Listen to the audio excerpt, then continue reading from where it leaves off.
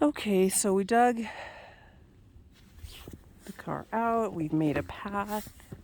I mean, this is pretty insane. Look how tall this is, a Subi Outback, and the berm is that high. So we made a path to get inside. This is pretty much covering the entire, this has to be like 5 feet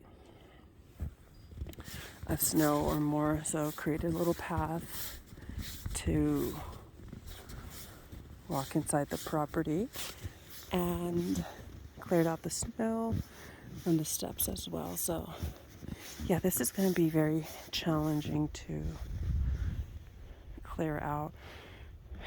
We're going to have to hire a bobcat to clear out the driveway.